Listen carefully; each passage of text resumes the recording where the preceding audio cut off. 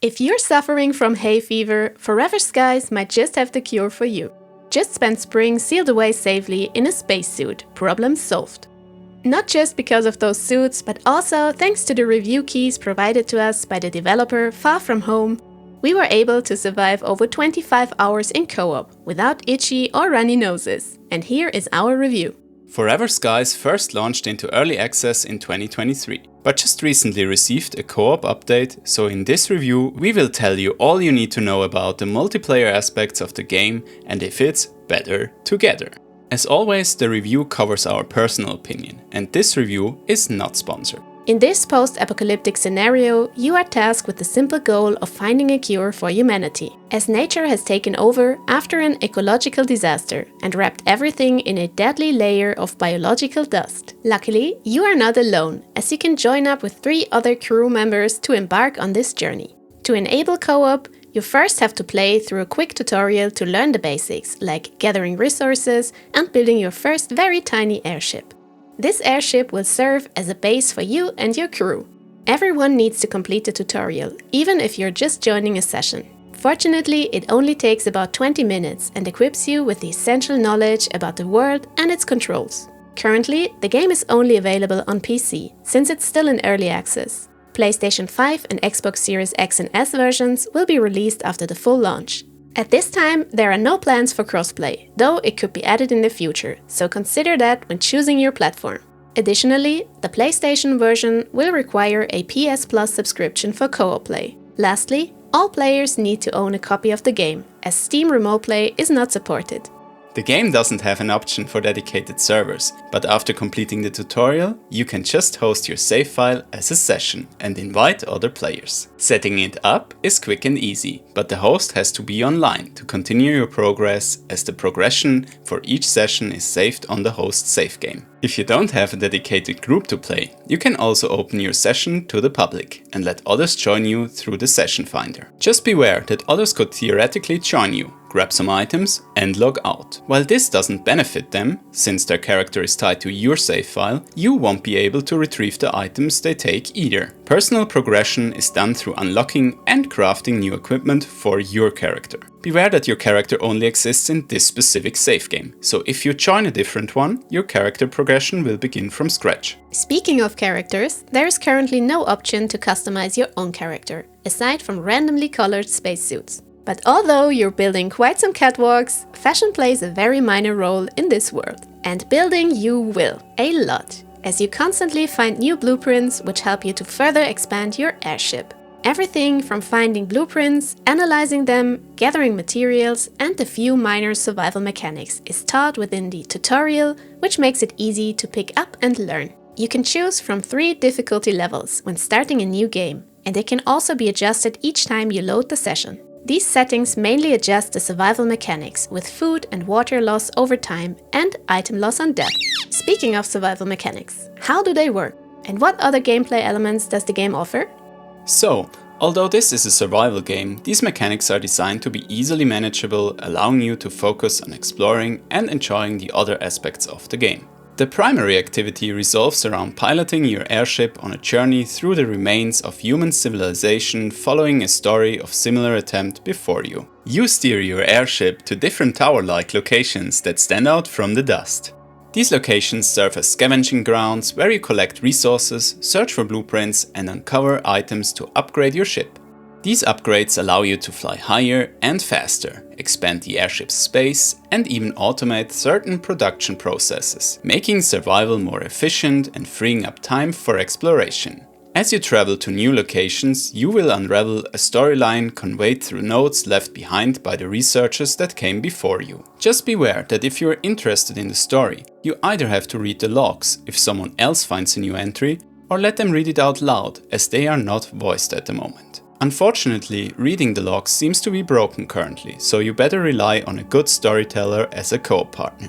However, the quest progresses seamlessly for all players in a co-op session, so there is no need for its repetition to keep everyone on the same page. Some progress points require all players to be present, but beyond that, you're free to explore, scavenge, or upgrade as you please. Talking about freedom of choice, if you happen to get left behind somehow, you can just teleport back onto the airship, with the unstuck button, a neat little fallback. The same goes for players that join in at a later point in the game, as they will just spawn on the airship. Without any equipment of course, but that's easily crafted. You're also quite flexible when it comes to the group's setup, as you can be up to 4 players in total, but these players don't always have to be the same people, so you can swap out if you like, as the quest progresses for everyone. Late joiners won't be left behind on that part either, even if they were not present when the quest progressed. However, because of the way the story is presented, players might not always fully grasp what happened previously, so it's something to keep in mind. This is mostly important for the beginning, as the story thins out over time and you're more occupied with the later activities like customizing, managing and repairing your airship, or researching new ways of obtaining food and resources, discovering new tools, analyzing viruses, and much more. This can get a little repetitive at points, where you need some materials a lot, but haven't found a way to automate their gathering yet. Also, while there are quite a number of unique locations, there are also others that are copies from previous ones, which could break the immersion a little or even confuse you. Luckily, every location has a light beacon with a power supply which you can remove, so it won't show as prominent on the map anymore. Otherwise, your group might just question your sanity while you pilot to the same location a 4th time in a row. Speaking of groups, how valuable is the co-op in Forever Skies? A good question, as in this case the co-op was added at a later point in the game and thus could feel like an unnecessary addition on top of a single-player game. Fortunately, this isn't the case, largely thanks to the mobile airship that serves as your base.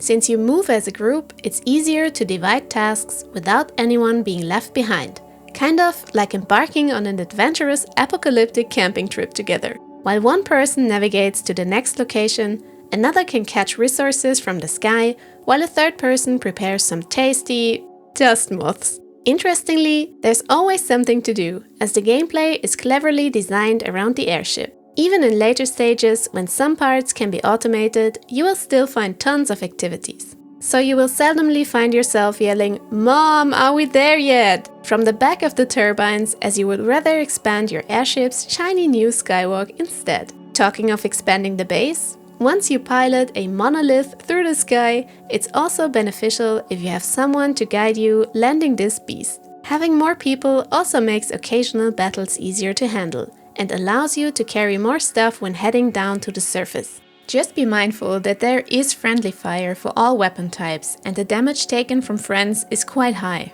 However, you need to coordinate your sleep, as your character will take much longer to recover stamina if not everyone joins the rest session.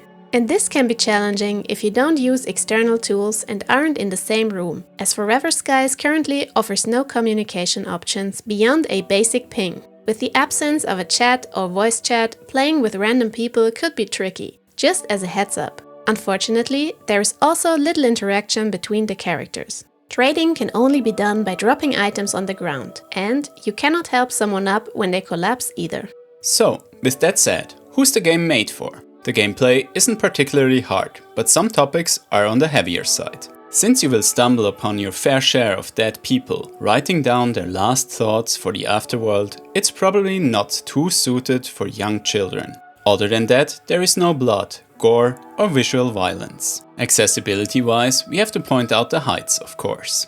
If you feel uncomfortable walking over narrow passages hundreds of digital meters above ground, this might make you feel uneasy more often than not. There are also various insect-like creatures, some of which can even be tamed.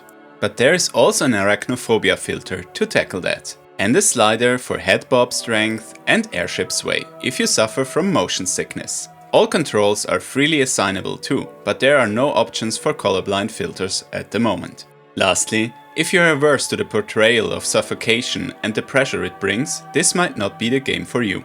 Since resources are especially limited in the beginning, we recommend planning ahead and organizing well. Playing with people who have a chaotic nature or tend to head off alone frequently could make this more difficult. Aside from these factors, you can truly enjoy this game with anyone you choose. Given that they have more recent hardware, that is, as the game can occasionally experience significant frame drops. To be fair, it's still in early access, and specifically mentions that it's currently optimized only for 1080p, so this was to be expected. However, we played at a higher resolution, and the frame drops were only particularly noticeable during moments when descending to the surface or in some action or particle-heavy scenes. The game never crashed, nor did we have any game-breaking bugs. Getting stuck in the terrain can easily be solved by the Unstuck button. There were a few minor synchronization issues, such as the aforementioned story texts, pets, and items not being visible to all players, and puzzles working for one player but not the other. While these were rare, we hope that those issues never affect the whole group, as they could otherwise be game-breaking. For example, there was a passage that only opened when hit with charged bolts, but it worked for just one player, and it wasn't the host. That said, despite these occasional hiccups, we were always able to progress on. So, what did we enjoy most about the game during our sessions? For me, the airship itself was a major highlight, along with the cooperative atmosphere it created. No matter where we navigated, we always did it as a team, ensuring there was never any downtime, waiting for each other, or the need to catch up. That said, it could really double down on some of the co-op features. I feel like many games today treat co-op as simply having multiple players in one world, but it should be more interactive. If Lumi is dying of thirst, I want to hand her some water when she collapses, not just awkwardly blink at my water bottle and wait for her to respawn. My highlight is quite obvious as well: the airship and how you float over those collapsed skyscrapers. You as a player can even make them collapse more, which makes it feel quite immersive. Nox and I had a good team mechanic going, where we shared the necessary tasks like cooking and restocking fuel, which helped especially with the repetitive nature of things you need to do in a survival game like this.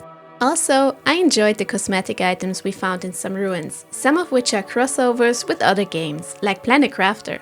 There are also some things I didn't enjoy.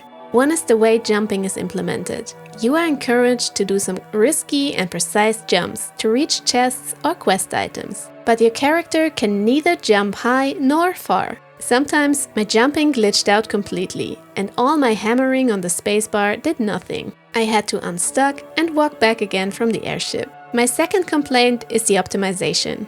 I joined Nox's game and had significantly more stuttering and some wild freezes. Maybe this is due to me having worse hardware, not sure, but I hope this will get optimized during further development.